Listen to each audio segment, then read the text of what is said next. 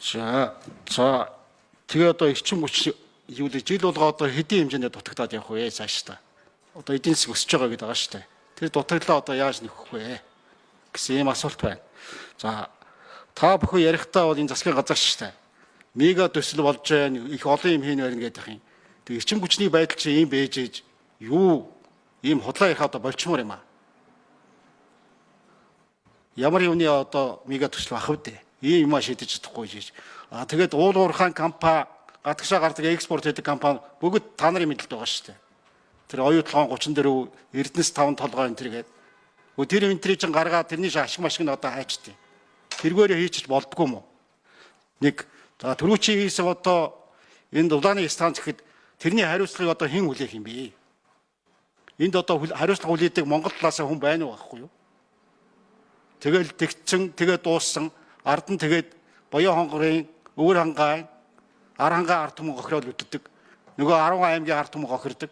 Хойшлол тэд нар авах байсан тэр үйлчлэгээ авч чаддаггүй утаандаа хордоол ингээ үлддэг. Ийм байж болохгүй үстэй. Хүн нь болохоор явд юм уу явдг юм уу? Тэгээд одоо нөгөө компанитайгаа хэрүүл хийж яж байна гэсэн байгаа. Тэр шүүхийн ажиллагаа нь хэдэн жил ч үргэлжлэхээ. Энэ имийг одоо дараа хурдан хугацаанд шийдэж болох уу? За жижигхэн сайд 4 номер асуултанд хариулъя. За гомбод гишүүний асуултанд хариулъя. Эрчим хүчний дутагдлаа яаж нөхөх вэ гэдэг ингэж байна.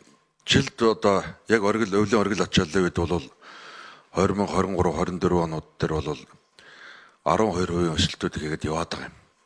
Өнгөрсөн жилийн төгсгөлөөр бид нар одоо 2024 оны 12 сард манай төвийн эрчим хүчний систем дээр хамгийн өндөр ачаалал бол 1800 мегаватт хүрсэн. Ийм байдалтай. Энийг хангахын тулд хэд хэдэн арга хэмжээ аваад явж байгаа. Яг өчигдөр яриад өнөөдөр бид нар биелүүлж чадахгүй. Манай энэ салбар бол та зөв ойлгоорой. Төсөл хэрэгжүүлээд барилга үсрэлтийн ажил эхлснээс хойш 30-аас 36 сар шаардлагатай болчиход байна. За ямар ч байсан эхнийхээс нь дутагдлаас яаж гарах вэ гэхээр бөөрөлжүүдийн цахилгаан станцын эхний 150 мегаваттыг төвийн сүлжээд толбосон. Энэ 12 дугаар сард энэ оны 12 дугаар сараас 2 дугаар блокийн 150 мегаваттын блокийг холбоно. 28, 29 онууд дээр 3, 4 дугаар блокуудыг холбож байгаа. Түүнээс гадна Төв аймгийн Баян сум дээр 660 мегаваттын цахилгаан станц барилга үсрэлтийн ажил явж байна. 2027 оны 6 сарын 30 гэхэд эхний блокийг ашиглалтанд оруулахаар явж байгаа ийм асуудал байна. За түүнээс гадна Сэлэн аймгийн төв дээр Сүхбаатаруудад 70 мегаваттын цахилгаан станцын барилга үсрэлтийн ажил явж байна. Тосон Цэнгэл сум дээр 30 мегаваттын цахилгаан станцын эхний 22 мегаваттын хүчин чадлыг бид нар сүлжээнд толволоо. За түүнээс гадна Говьсонбор аймгийн Шивээ говь сум дээр Шивээгийн уурхайн хажууд дахиад нэг 660 мегаваттын нөөцийн цахилгаан станц одоо ингээд энэ ондоо багтаагаад чадвал 8-9 дугаар сард хөрөнгө оруулагч нь олдсон ашиглалтанд орно. Ажил эхэлнэ. Тэгэхээр нэг 30-аас 36 сарын дараа бид нар ашиглалтанд авах уу гэсэн ийм тооцоол байна. Гэх мэтээр бид нар ямар ч байсныг 27 оны 6 сарын 30 гэхэд ямар ч байсныг хэрэглээгээ нэг удаа гүйцэж авна.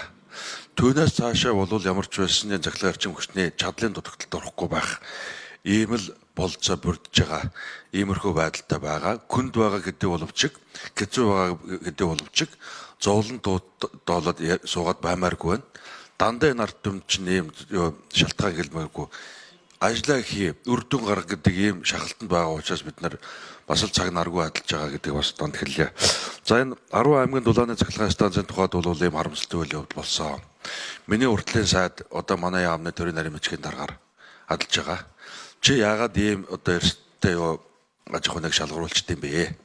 Чи төрийн нарийн хувьд энийгээ дуусгах гэдэг ийм шаардлага тавьсан харамсалтай нэг сүүлийн би одоо 2022 оны 8 сараас хойш эрчим хүчний сайдаар адилж байна. Явсаар байгаа л ухамдсаар байгаа л нэг ийм төвөгтэй байдалд орсон. Одоо энэ шүүмжил шаардлагыг хүлээж авч байна.